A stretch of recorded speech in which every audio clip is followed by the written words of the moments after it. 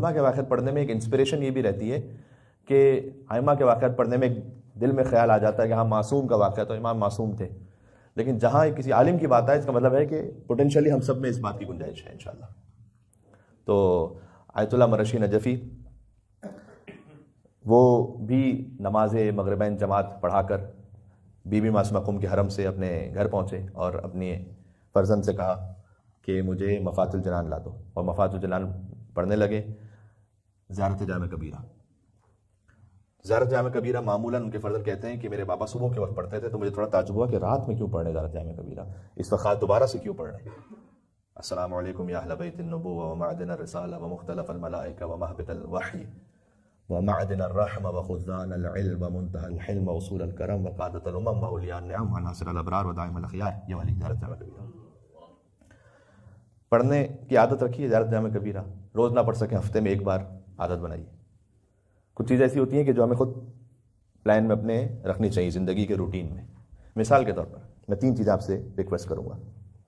یہ 3 چیزیں وہ ہیں کہ جو ہم نے بزرگ علماء اور عرفاء کے حالات زندگی میں ڈیلی دیکھی ہیں، تو میں اپنے آپ سے بھی چونکہ شاید ڈیلی نہ کر پاؤں تو آپ سے بھی یہ نہیں کہہ سکتا کہ آپ ڈیلی کیجئے اسے، وہ کام جو میں خود نہ کر سکوں تو میں آپ سے نہیں کہہ سکتا، جو جتنا کر سکے لیکن ہفتے میں ایک بار کیجئے انشاءاللہ۔ 3 باتیں: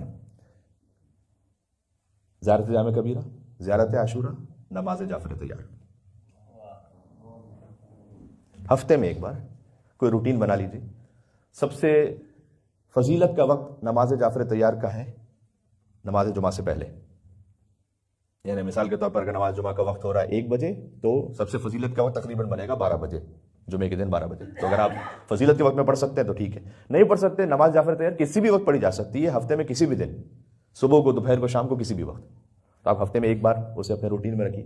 زیارت جامع کبیرہ کو ایک بار روٹین میں رکھیے، زیارت عاشورہ کو ایک بار روٹین میں رکھیے۔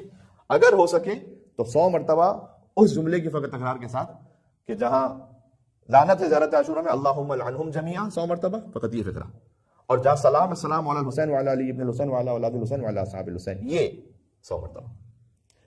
یہ سننے میں بظاہر کبھی زیادہ لگتا ہے، لیکن آپ فقط اس فقرے کے ساتھ 100 مرتبہ اگر پڑھیں گے تو it will take hardly 25 minutes, اس سے زیادہ نہیں لگے گا۔ تو زیارت جامع کبیرہ آیت اللہ مرشد نجفی پڑھنے لگے اور پہنچے یہاں تک بکم بدا اللہ و بکم یختم،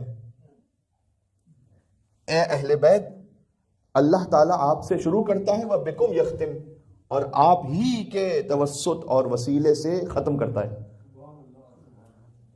یہ لفظ کہا بکم یختم، آپ ہی کے وسیلے سے ختم کرتا ہے، اور جان دے دی، ختم ہو گئی زندگی۔ ختم بالخیر کی بات ہو رہی ہے نا، بکم بدا اللہ و بکم یختم، اور جان نکل گئی۔ یہ اس کے ساتھ ہوتا ہے کہ جس کی روح مانوس ہو اہل بیت اطہار علیہ السلام سے ساری زندگی۔ جو پرشین لینگویج میں ایک کہاوت ہے اور ایک بات کہی جاتی ہے کہ یہ سعادت بزور بازو نیست، کچھ سعادت ایسی ہیں کہ جو آپ اپنی طاقت اور زور بازو سے نہیں حاصل کر سکتے، وہ تو اللہ سبحانہ وتعالیٰ پھر جب اس کی دین ہے وہ عطا کرتے ہیں۔ اللہ سبحانہ وتعالیٰ ہم سب کا اختتام سعادت پر فرمائے انشاءاللہ۔